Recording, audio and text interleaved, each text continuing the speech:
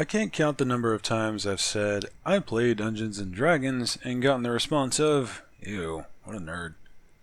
Actually, that's a lie. I can count the number of times. It's somewhere around five-ish. Lately, with the rise of Critical Role and subsequent mass acceptance of a previously taboo game, D&D is becoming a mainstream entertainment medium. It's about damn time, too. In what other game can you play literally anything? The rules are more of a guideline, so what's stopping you from any possibility? I've played an elf Duskblade who could climb walls and swung an electric greatsword, a halfling scout whose whole thing was bouncing around like a pinball in combat, and currently, I'm pretty much Iron Man. These each have varying amounts of work put into customization and balance, but the core rule set is still there. You keep stats, roll dice, and the DM paints the picture for your party's story.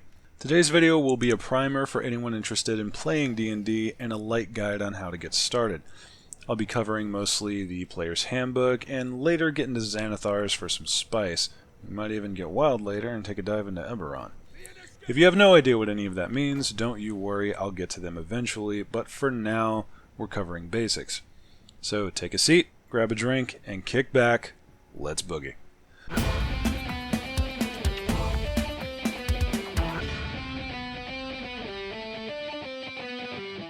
In the background, you'll be seeing gameplay from stuff like Total War, maybe some Ark, a little bit of Arknights.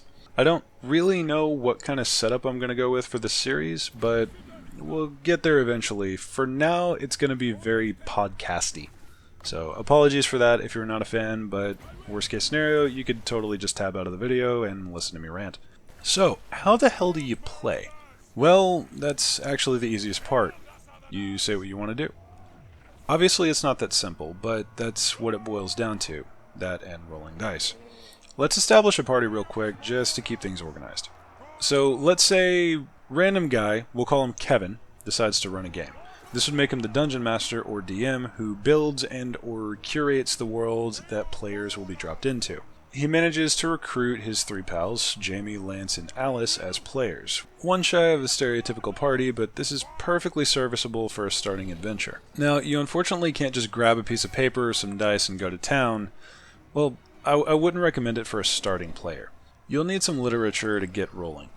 You can find this stuff pretty easily online for reference, but I always recommend getting your hands on a hard copy. It just feels better. So Kevin, our DM, will need a Dungeon Master's Guide to have all of the rules on hand, as well as a player's handbook for his players if they don't have one. You can totally share one PHP copy if only one is present. Just be careful not to damage it if it's not yours. And it would help if a monster manual was in the mix for more dynamic encounters, and Kevin wouldn't have to build every single monster from the ground up. So that squares away most of your equipment aside from dice, which you can find sets of RPG dice. You can find them on Amazon, you can find them at game shops. They're super simple to find, and the cheaper sets run like anywhere from $2 to $5, last I checked anyway. Super easy to find them. But now the party has to figure out what kind of adventure they're going to play. Kevin, as the DM, has the final say in this. He's the one running it. But it's always a cool idea to converse with the party well before finalizing the setting. Maybe one of them wants to play a Ranger of the Forest, which gives them bonuses in their home terrain, but Kevin's idea was to have an entire campaign in the desert. Once the setting is finalized, for this example, let's say mid-fantasy with plenty of elves and goblins and magic, but not too much insanity, Kevin will have to figure out what he wants the party to be doing and what will be challenging them. It's not required to establish the long-running campaign goal right away. In fact, this can often make a campaign feel artificial. Don't be afraid as a DM to start your party off hunting pesky wolves that have been harassing farms or taking out a small group of goblin bandits along a road.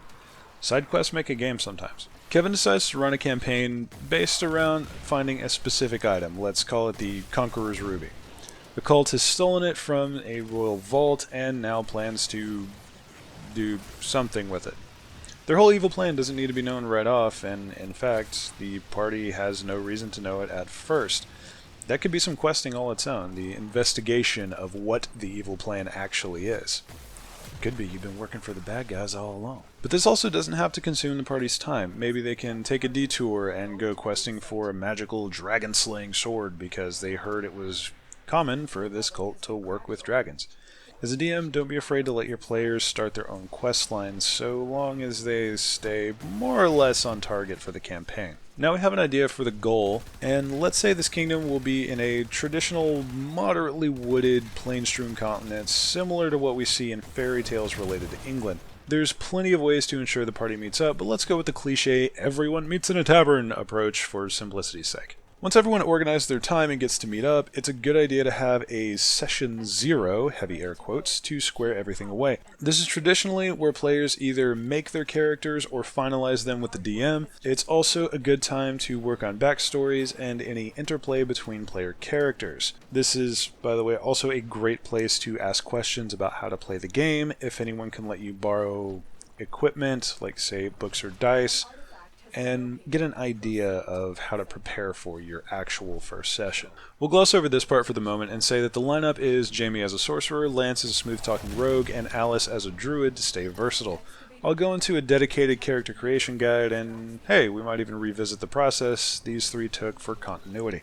But for now, we're set to play. Kevin paints the scene by describing the tavern and notable people in it, then prompts the party to describe themselves and their reason for being at this particular establishment if they choose to disclose. Most DMs would just move on and drop the quest hook, but more active ones will allow for some roleplay here. The party could meet up for the first time and talk a bit about where they're going or what their goals are. If they work together during character creation, this would also be a great time to decide as a whole to team up. During this entire interaction, including any with the various people around the tavern, known as NPCs, all the players are doing is telling the DM and everyone else what their character is doing and saying. For comedy's sake, let's say Lance's character is a local and soon after introductions gets shaken down for a debt he hasn't paid. The rest of the party springs into action to keep him from being ganged up on. Now we have our first combat, and this is a good bit of the game. Alice's druid is a bit on the primal side and throws the first punch, which grants her a bit of a surprise round. This is basically an action or full round that she can take before combat starts, though how much she can do is up to DM's discretion. Kevin decides that one punch is fair, so he allows that, but anything else will have to wait for initiative. One thing at a time, the punch. When Alice's druid swings at the thug, there's a chance that she could miss, or that she could hit him just right to drop the big guy. To figure out exactly what happens, this is where we roll dice. Alice is trying to make a melee attack with her fist, which she would have proficiency with. Proficiency is either a natural knack or training related to an action. Alice will roll a d20 or a 20-sided dice, and add her strength and proficiency bonuses to the roll, all with the intention of beating the thug's armor class. Armor class is essentially how tough it is to harm another person, taking into account armor, agility, and other miscellaneous bonuses. Alice rolls the dice and gets an 8, then adds her +1 strength bonus and another +2 for her proficiency with the weapon she used. The resulting roll, 11, isn't great, but it's just enough to match the unarmored and somewhat sluggish thug. When you match or exceed the AC of a target with your attack roll, that means you make contact and can now roll damage. Since Alice is just attacking with her fist and doesn't have any special hand-to-hand combat skills or feats, the basic damage for a punch is 1 plus strength, which is also 1. Alice deals 2 damage to the thug. Now everyone rolls initiative, which just means everyone determines where they fall in the turn order. Highest rolls goes first, lowest goes last. To get your initiative, roll a d20 and add your dexterity modifier. For simplicity's sake, let's say that the party rolled quite well and the thugs rolled quite poorly, so the party goes first. Lance, through a combination of luck and high dexterity, manages to go first. He knows talking is out of the question, so he opts to sneak around them in the chaos and hit the thugs from behind. As a rogue, he can hide as a bonus action. Now's a good time to address actions in combat. Every entity has 3 different parts of their turn that they can use in combat, those being movement, action, and bonus. Movement is self-explanatory. You move up to your character's base movement speed on the battle map or within theater of the mind, as some DMs like to run. Actions are usually your attacks or spells in the case of casters. These are the fun parts. In addition to attacks and spells, you can use your action to dodge, making you harder to hit, disengage from an enemy without getting attacked, or dash to basically use your movement speed again at the cost of doing anything else with your main action during that turn. Bonus actions are little things you can do that don't cost too much effort, such as drinking a potion. If using 2 weapons, you can take a bonus action to attack with your offhand weapon. Many spells also have bonus action casting time. Okay, enough of that. We'll get to details later, but just keep in mind that you have those 3 parts every turn and can use them in any order. So back to Lance. He uses the Rogue's class ability to hide as a bonus action. The DM calls for a skill check to see if he's stealthy enough. Lance will roll a d20, then add his dexterity modifier, and, if he's proficient in stealth, his proficiency bonus. Lance knew situations like this might crop up, so he did take stealth as one of his proficient skills.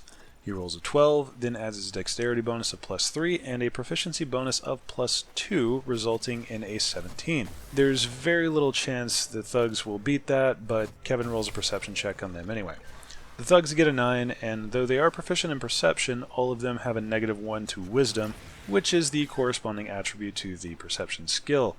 So all of them will only get a +1, resulting in a 10. That's nowhere near enough for them to see Lance's tiny rogue, so he goes unnoticed. Lance only used his bonus action to hide, so now he uses his movement to get around the back of the thugs, and his action to attack one of them with a bar stool sitting nearby.